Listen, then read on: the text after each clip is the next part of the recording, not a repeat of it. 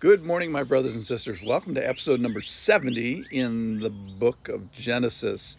Today I'm going to title this Giving Your Wife Away, and we're going to learn one of the most morally ambiguous stories of Abraham even in the whole Bible. It's a story where Abraham is going to put his wife at risk. He's going to put himself at risk in a certain way, but he's really trying to save his own neck by putting Sarai in a morally compromised position, and possibly even a sexually compromised position, probably, in my opinion. So at best, there's some scheming here to survive. Obviously, this is a life and death situation. There's a famine, and it's not just a famine, it's a severe famine. And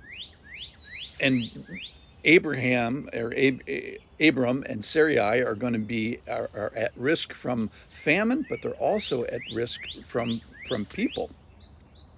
So let me read here. This is from chapter 12. Now there was a famine in the land. This is chapter 12, verse 10. So Abram went down to Egypt to sojourn there, for the famine was severe in the land. So this is kind of the beginning of Israel's conflict with Egypt. Egypt has the Nile, which is why they had food. Verse 11. When he was about to enter Egypt, he said to Sarai, his wife, I know that you are a beautiful woman. She's 65 years old, or maybe 75, in appearance. And when the Egyptians see you, they will say, this is his wife. Then they will kill me, but they will let you live. So say that you are my sister, so that it may go well with me because of you, and that my life may be spared for your sake. So we get no indication that this is commanded by the Lord. And in Genesis chapter 20, in a similar situation with another Pharaoh, in verse 20:12, it says, besides, she is indeed my sister. And then he explains what he means by that, the daughter of my father. So Sarai and Abraham have the same father, but different mothers.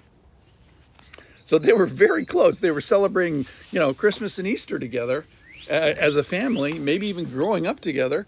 But he leaves out the big truth, which is she is my wife. So the protocol apparently then was to kill the husband and marry the wife. He says that it may go well with me. In other words, I would survive and even get sort of this bride price thing that's going on.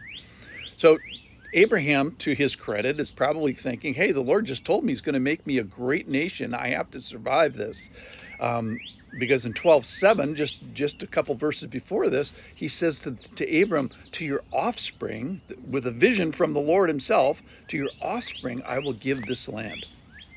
So we're not told if this is done by Abraham in faith and trust in the Lord by this particular mechanism, and if this deceit was of the Lord. To me, it sounds deceitful, and certainly it risks his wife in a sexually compromising position. So, and the woman was taken into Pharaoh's house. And in my read, Abraham does not come off well here. Let me continue in verse 14, 12:14.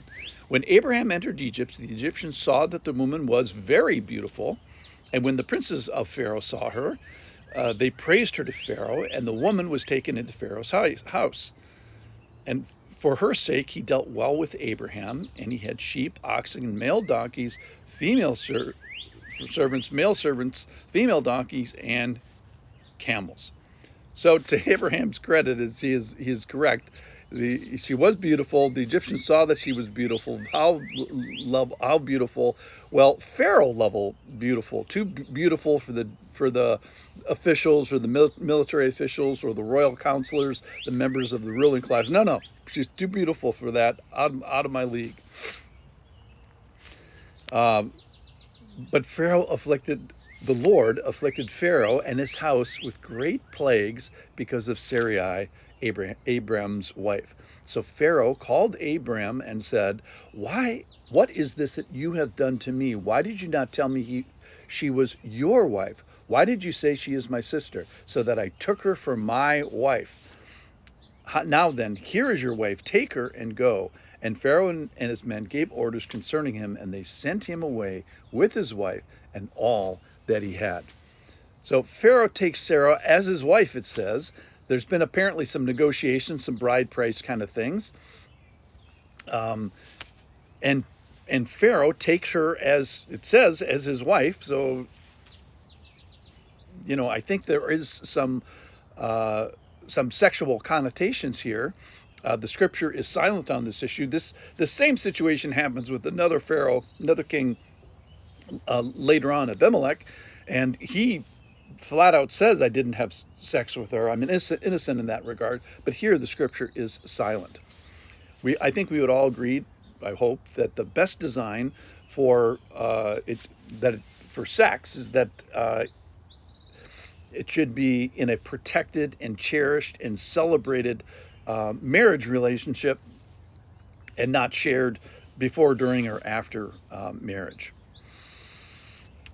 So, speaking of sex, it's interesting in verse 16, in perhaps in these negotiations for this marriage, Abram gets female servants. And in chapter 16, we're going to find out what the name of one of them, who is Hagar, who is going to be the mother of Ishmael. So that happens on this trip, is Hagar joins their clan. But the Lord. So the big part of this is but the Lord, and he rides in here to save Abraham and Sarai. And I think it foreshadows the future patriarch Moses with a future Pharaoh and future plagues. So obviously these great plagues get someone's attention, and to Pharaoh's credit, I think Pharaoh actually kind of responds in an upstanding way. The trouble centers around Abraham, and Pharaoh accuses him, saying, "Hey, Pharaoh says to him, "Hey, what have you done with her?" And he resolves and does the right thing in the end. All right, so let's try to draw some conclusions for this. First of all, Abraham doesn't come off well. God is still sovereign. Abraham is not perfect, neither I am, and neither you, and God is still working a plan. Despite the knuckleheads and the knuckleheaded decisions that they make, there's a moral dubiousness to this particular sort of story, and none of us should be saying, "Oh, Abram gets to mess up, so I get to mess up." It's not proscriptive. In fact, it's an admonishment to all of us. Hey, don't do this. So the possible failure of Abram to trust in the Lord and put his own interests above the Lord, and certainly above his wife, I think this whole story kind of de-elevates the sovereignty of man and elevates the sovereignty of God. So clearly God was with Abraham in Egypt. God is the one that rides to the rescue, and God redeems this bad situation and gives grace. So I'm happy for the mercy of God here. I'm happy for the grace of God here. And I think Abraham, in giving his wife away, gets more than he deserves. He gets the grace of God. Thanks for listening.